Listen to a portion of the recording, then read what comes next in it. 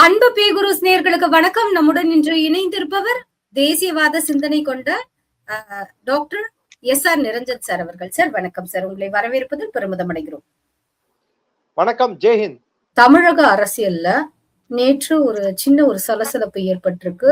தமிழக பாரதிய ஜனதா கட்சியின் முன்னாள் மாநில தலைவர் அண்ணாமலை திடீர்னு பார்ட்டியோட பிரைமரி இதுல இருந்து நல்லா வெளில வந்துக்கிறேன்னு ஒரு வீடியோ ஒன்றையும் வெளியிட்டார். அது ஒரு பெரிய தாக்கத்தை ஏற்படுத்தியிருக்கு. வி த லீடர்ஸ் அப்படிங்கிற மாதிரி, மாற்றம் வேண்டி மாற்றுவோம் மாறுவோம்ங்கிற மாதிரி.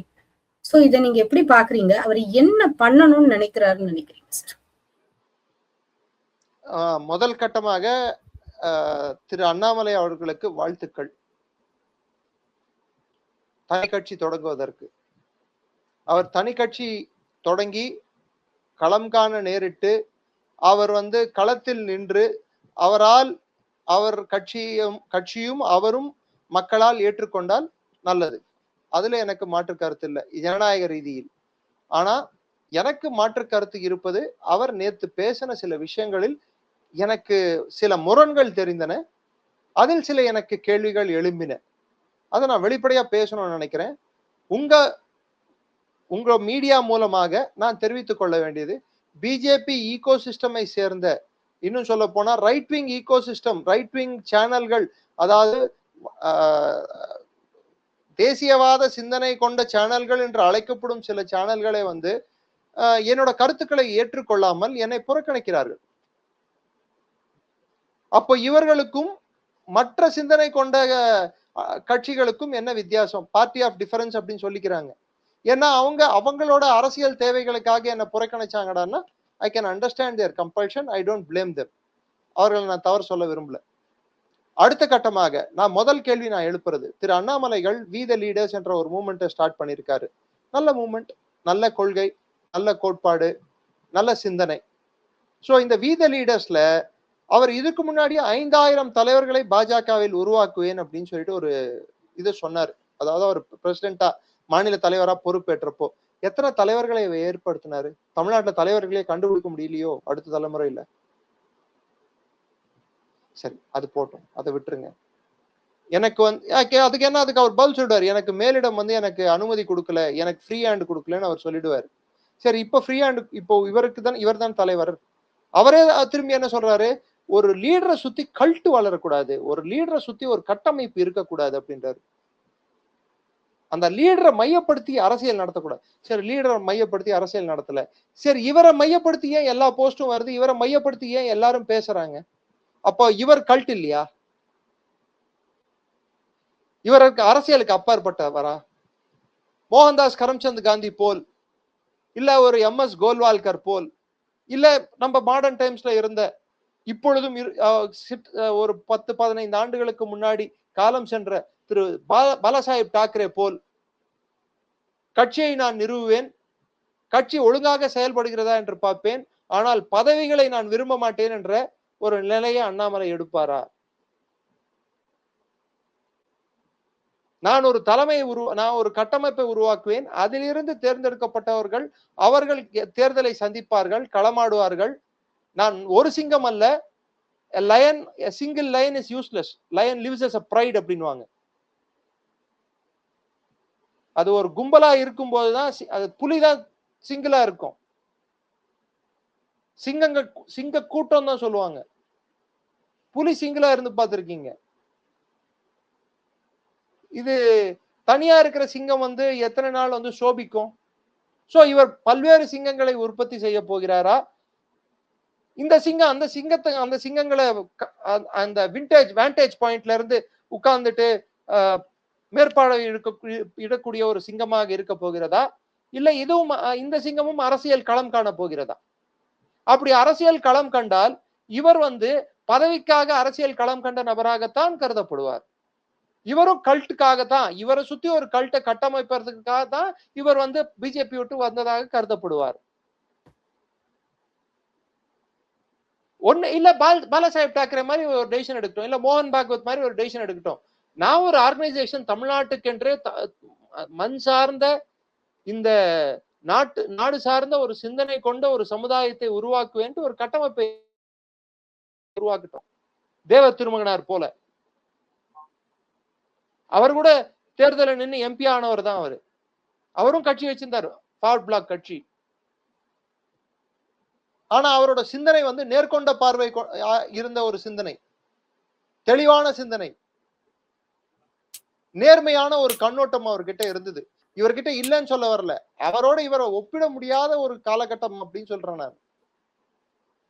சோ இந்த சூழல்ல இவர் வந்து என்ன மாதிரியான கருத்தியலை முன்வைக்க போறாரு?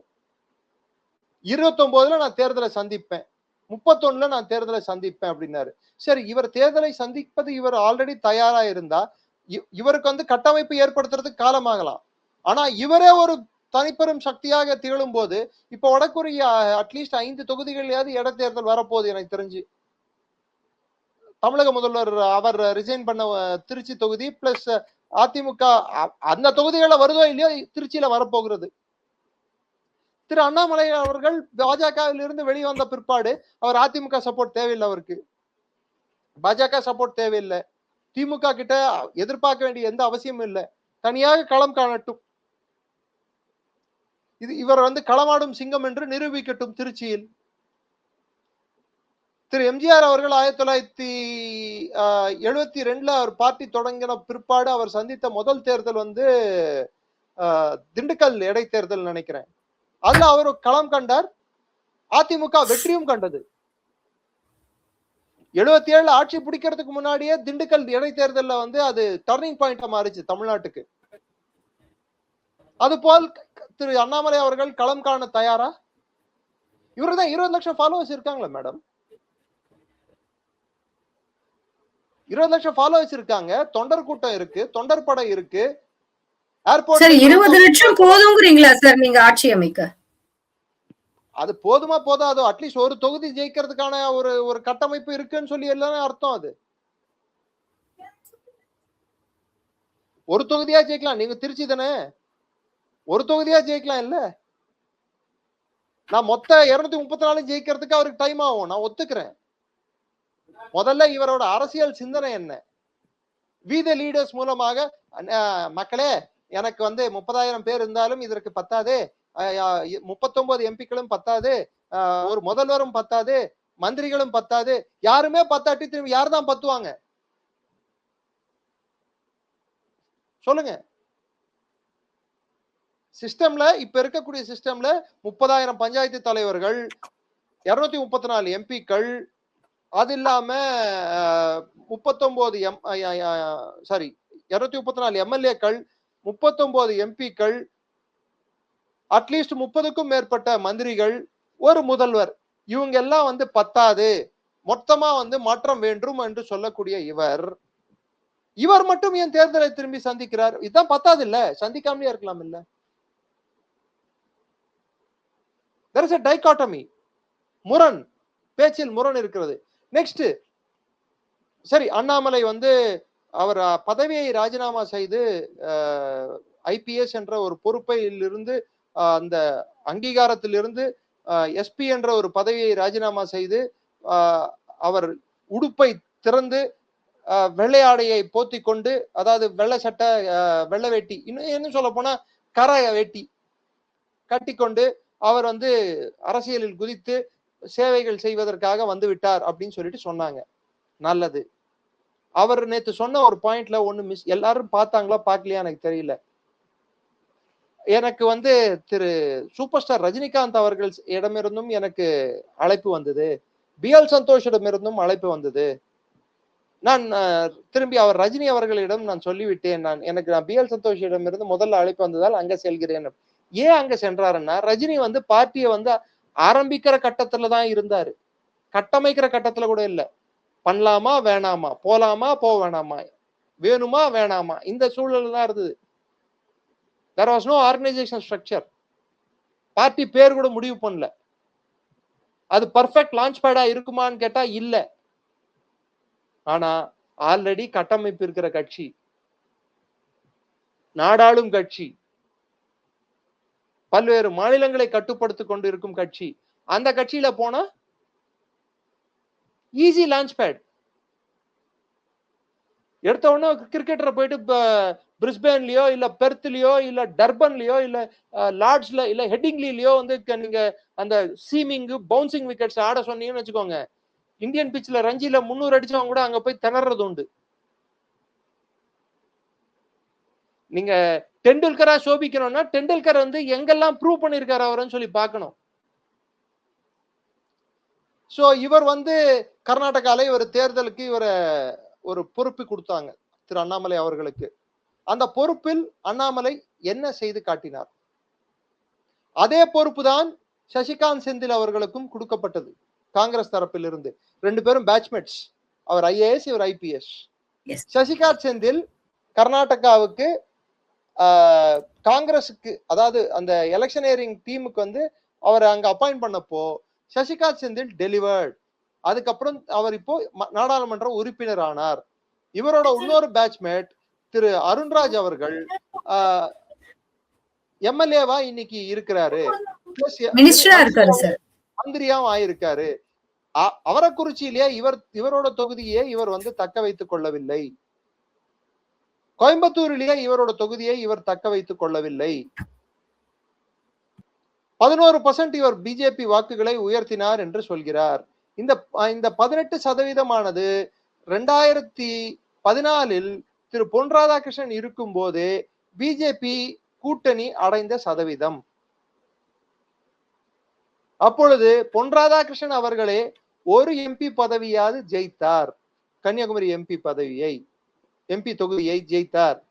பிளஸ் அந்த டைம்ல அன்புமணி ராமதாசும் அன்று கூட்டணியில் இருந்ததால் அவரும் ஜெயித்தார். 2 எம்பிக்கள். மோடியா லேடியா என்று ஜெயலலிதா அம்மையார் ஒரு பக்கம், கருணாநிதி அவர்கள் ஒரு பக்கம் களம் காணும் போது, ஒரு பக்கம் விஜயகாந்தை வைத்து செயல்பட்ட கூட்டணி 2 தொகுதிகளை ஜெயித்தது. திமுக 0 முடிந்தது வரலாறு. அண்ணாமலை ஏடிஎம்கே வேணான்னா சரி வேணாம் அப்படின்னு ஒத்துக்கிட்டாங்க. தனியா களத்தை பார்ப்போம் அப்படின்னா சரின்னு ஒத்துக்கிட்டாங்க. அவர் கேட்டதை எல்லாத்துக்கும் செவி சாய்த்தார்கள். இன்று என்ன சொல்றாரு? நான் எல்லா கட்சிகளும் ஒரே சமநிலையில் தான் வைத்து பார்க்க போகிறேன். உங்களுக்கு மரியாதை கொடுத்து, அதிகாரம் கொடுத்து, உங்களுக்கு செல்வாக்கும் கொடுத்து, வெறும் இன்னைக்கு இருந்திருந்தா அவர் ஒரு அதிகாரியா இருந்தா எந்த ரேங்க் போயிருப்பார்னு நினைக்கிறீங்க? You would have been an IG rank officer. Inspector general of போலீஸா கர்நாடகால இருந்திருப்பாரு. அவர் வந்து மோடி அவர்கள் வந்து இறங்கி இருந்தா சல்யூட் அடிக்க வேண்டிய சூழல்ல இருந்திருப்பார். மோடிக்கு இணையாக அவர் வந்து ஒரே சரி சமானமாக பக்கத்துல சேர் போட்டு உட்கார்ந்துட்டு இருக்கிற சூழல் ஏற்பட்டிருக்குமா? சரி, நான் கேட்கிறேன், இங்க இருக்கக்கூடிய பல்வேறு ரைட் விங் சோ கால்டு அவங்க வந்து என்ன சொல்றது, இங்கிலீஷ்ல சொல்லணும்னா ஃபயர் விட்டுட்டு இருந்தாங்க பாருங்க. பிஜேபிக்காகவும் ஆர்எஸ்எஸ்காகவும் நாங்க எல்லாம் தேசியம் கொண்டவங்க, எங்க உடம்புல வர்றது தேசிய ரத்தம், மத்தவங்க உடம்புல என்ன பாகிஸ்தான் ரத்தமா ஓடுது? இப்ப அவர்கள் தேசிய சிந்தனை எங்கே போகிறது என்று நான் பார்க்க வேண்டும். அண்ணாமலையை சப்போர்ட் பண்ணும் போது அவர் வந்து சொல்லி இருக்கக்கூடிய கருத்தானது எல்லா கட்சிகளையும் நான் ஒரே நிலையில் தான் பார்ப்பேன் அப்படின்னு சொல்லிட்டு, நாளைக்கு அவர் பிரதமரை வந்து சாடினாலோ இல்லை அரசை சாடினாலோ காரண காரியம் இல்லாமல், அண்டர்லைன் த வேர்ட் மேடம், காரண காரியம் இல்லாமல் சாடினாலோ, அவர் தேவைக்கேற்ற போல் பேசினாலோ, அப்பொழுது இவர்கள் அண்ணாமலை பக்கம் நிற்பார்களா இல்ல அல்லது திரு மோடி அவர்கள் பக்கம் நிற்பார்களா? தேசிய கண்ணோட்டத்தில் இவர் எந்த ஒரு தலைவர், எஸ்பெஷலி பிஜேபியில எந்த தலைவர் வந்து சேர்ந்த உடனே வைஸ் பிரசிடென்ட், சேர்ந்த உடனே ஒரு வருடத்துக்குள் பிரசிடென்ட் ஆன வரலாறு ஒருத்தரை காட்டுங்க. ஏன் மேடம், மகாராஷ்டிரால ஒரு சீஃப் மினிஸ்டர் வந்து டெப்டி சிஎம் இருந்தவர் 105 சீட்டு வாங்கி திரும்பி டெப்டி சிஎம் உட்கார்றாரு. திரும்பி அவரை அடுத்த தேர்தலை சந்திச்சு அவரை சிஎம் உட்கார்றாரு. அவர் எந்த போஸ்ட் கொடுத்தாலும் நான் ரெடின்னு சொல்லிட்டு, அதுதான் உண்மையான ஒரு கட்சி தொண்டனுக்கு அழகு. நான் அந்த கட்சிக்காரனான்னு கேட்டா நான் அந்த கட்சிக்காரன் இல்ல. Let me be frank with you. இன்னைக்கு சொல்றேன், நான் ward member election, councillor election, MLA election, MP election எதுலயுமே எனக்கு நான் நிற்பதற்கோ இல்ல அந்த ஆர்வமோ எனக்கு இல்லை. ஆனால் ஒரு குடிமகனாக, ஒரு காமனராக எனக்கென்று ஒரு கண்ணோட்டம் இருக்கும். அது கூட பேசக்கூடாதுன்னு தடுப்பது வந்து இது அடக்குமுறை. அதை நான் ஏற்றுக்கொள்ளவில்லை. அதற்கு எதிர்குரல் குரலா தான் நான் இப்ப எழுப்பிட்டு இருக்கேன். சோ அண்ணாமலை எப்படிப்பட்ட ஒரு தலைவராக இருப்பார் என்பது காலம் தீர்மானிக்கட்டும். ஆனால் என்னை பொறுத்தவரை அவர் பேசிய பேச்சில் நிறைய முரண்களும், நிறைய அவரை பற்றியே அவர் பெருமிதம் படுவதும், அவருக்கு அவரே அந்த தற்பெருமை இருக்கு பாருங்க. அத ஐயோ, அது சொல்லறதுக்கு வார்த்தைகள் என்ன என்கிட்ட இல்ல. அவர் என்ன பண்ணாருன்னு சொல்லிட்டு அவருக்கு அவரே அந்த சொல்லிக் கொள்ளும் விதம். சரி, எத்தனை மினிஸ்டர்ஸ் இவர் இவங்க மேல அலகேஷன் இருக்கு, அவர் மேல அலகேஷன் இருக்குன்னு சொன்னாங்க. தயவுசெய்து புரிஞ்சுக்கோங்க, இங்க பிஜேபியில எல்லாமே நல்லா இருக்கு, ஹங்கி டோரி, இது இஸ் த பெஸ்ட் பார்ட்டி இந்த கண்ட்ரி. இது மாதிரி ஒரு பார்ட்டியே இல்ல, அப்பாரும் இப்பாரும் எந்த பார்ட்டியும் இல்லைன்னு நான் சொல்ல வரல. கட்சிகள் என்றால் தவறுகள் இருக்கும், கட்சிகள் என்றால் சர்ச்சைகள் இருக்கும், கட்சிகள் என்றால் பூசல்கள் இருக்கும், மோதல்கள் இருக்கும். வாஜ்பாயும் அத்வானியும் காணாத உரசல்களா? 2 சீட் இருந்த கட்சி சிரிச்சாங்க, ஹம்தோ ஹமாரே தோன்னு சொல்லிட்டு. 1985 பாராளுமன்றத்துல பாஜகவை பார்த்து சிரித்தவர்கள் சொன்ன வார்த்தை ஹம்தோ ஹமாரே தோ, நாம் இருவர் நமக்கு இருவர் அப்படின்ட்டு. யார்? அத்வானியும் வாஜ்பாயும் அவர்கள் 2 பேரும் சேர்த்து அவர் இருவர், அவங்க பார்ட்டி வாங்கின டிக்கெட்டு 2 சீட்டு 2 சீட்டுன்னு சொல்லிட்டு ஹம்தோ ஹமாரே தோன்னு சொன்னாங்க. அந்த ஹம்தோ ஹமாரே தோ தான் இன்னைக்கு 22 மாநிலங்கள்ல ஆண்டுகிட்டு இருக்கு, நேரடியாகவோ இல்ல கூட்டணியிலையோ. அரசியல் வரலாறு தெரியாத மேதாவிகளுக்கு நான் சொல்லிக் கொள்வது ஒன்றுதான், சந்தர்ப்பவாத அரசியல் என்றுமே பயன்படாது. சந்தர்ப்பவாதிகள் எப்பொழுதும் எல்லா கட்சிகளும் இருப்பார்கள். அதுவும் குறிப்பிட்டு பிஜேபியில் சந்தர்ப்பவாத அரசியல் யாரெல்லாம் செய்தார்களோ, பிஜேபியை விட்டு அகன்று சென்றவர்கள் திரும்ப வந்ததாகத்தான் பிஜேபியின் சரித்திரம். காங்கிரஸ்ல ஆல்பாபெட்ல எத்தனை வார்த்தைகள்? 26 வார்த்தைகள் இருக்குன்னா 26 வார்த்தைகளும் காங்கிரஸ்ல பார்ட்டி இருக்கும். Congress A B C D E F G ஹெச்னு சொல்லிட்டு. பிஜேபியில ஏன் அந்த மாதிரி இன்னொரு பார்ட்டி வர முடியல? 46 ஆண்டு காலமா கொஞ்சம் நம்ம கொஞ்சம் அதோட அந்த அலசலை யாராவது பண்ணி பார்த்திருக்கோமா? ஏன் பிஜேபி மாதிரி பிஜேபியை விட்டு உடைந்து சென்று திரும்பி இன்னொருத்தவங்க பிஜேபி மாதிரி ஒரு கட்சியை நிறுவ முடியல? காங்கிரஸ் விட்டு உடைந்து சென்ற டிஎம்சியால் ஒரு கட்சியை நிறுவ முடிஞ்சது, YSRCP-யால் ஒரு கட்சியை நிறுவ முடிஞ்சது, பல்வேறு பேர் ஒரு சரத்பவாரால் ஒரு கட்சியை நிறுவ முடிஞ்சது, இங்க தமிழ் மாநில காங்கிரஸ் என்ற ஒரு கட்சியை நிறுவ முடிஞ்சது. ஆனால் பிஜேபியை விட்டு விலகி சென்றவர்கள் அவர்கள் கட்சியை ஏன் தக்க வைத்துக் கொள்ள முடியாமல் போயிற்று? கொஞ்சம் சிந்திச்சு பாருங்க. உண்மையான பிஜேபி சப்போர்ட்டரோ இல்ல உண்மையான பிஜேபி தொண்டனோ கொள்கைக்கு, அவன் கொண்ட கோட்பாடுக்கு கட்டுப்பட்டவனாக இருப்பான். தனி மனிதன் ஒருவனுக்கு அல்ல. நாடு என்ற சிந்தனை தான் அவன் மனதில் தலையோங்கி நிற்கும். இன்னைக்கு larger interest of the state demands there is a vacuum in the state for right wing ecosystem.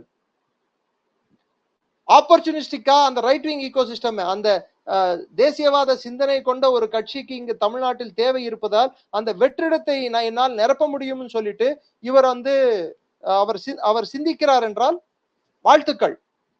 ஆனால் அந்த சிந்தனை அவர் செயல்பாட்டுகளிலோ இல்லை நாளை அவர் ஆட்சி அதிகாரத்தில் உட்காருவதற்கோ இல்லை எதிர்கட்சியாக உட்காருவதற்கோ அவருக்கு அங்கீகாரம் கிடைக்குமா என்பது காலம் பதில் சொல்லும். என்னை பொறுத்தவரை அவர் செய்தது சரியல்ல என்றுதான் நான் பார்க்கிறேன். தமிழகத்தில் கட்சியில் பூசல் இருந்திருக்கலாம், பிரச்சனை இருந்திருக்கலாம். எல்லா ஸ்டேட்லயும் எல்லா கட்சிகள்லயும் பூசலும் விரிசலும் கோட்பாடு ரீதியிலான பிரச்சனை. பண்டி சஞ்சய் கூட தான் பிரச்சனை இருந்தது தெலங்கானால. இப்ப சென்ட்ரல் மினிஸ்டர் இருக்காரு அவரு. தெலங்கானால கிட்டத்தட்ட ஆட்சி பிடிக்கிற அளவுக்கு போன வாட்டி உயர்ந்தாங்க அவங்க. இன்னைக்கு ராஜீவ் சந்திரசேகர் மத்திய அமைச்சர் பொறுப்பில் இருந்து விலகி கேரளால ஒரு எம்எல்ஏவா உட்காந்துட்டு இருக்காரு. எது அதிகமான பொறுப்பு? எதிர்கட்சியில 3 சீட்ல 1 சீட்ல உட்காந்துட்டு இருக்கிறதா இல்ல மத்திய அமைச்சரா உட்காந்துட்டு இருக்கிறதா? So let's set the better about Sri Annamalai. அவர் மீது எனக்கு மதிப்பு இருக்கிறது. ஆனால் அவர் கொள்கை மீதும் அவர் செய்து கொண்டு இருக்கக்கூடிய இந்த மாதிரி ஒரு சிந்தனை, அவர் கொண்ட சிந்தனை மீதும் அவர் செய்து கொண்டிருக்கும் விஷயங்கள் மீதும் எனக்கு கருத்து வேறுபாடுகள் உள்ளன.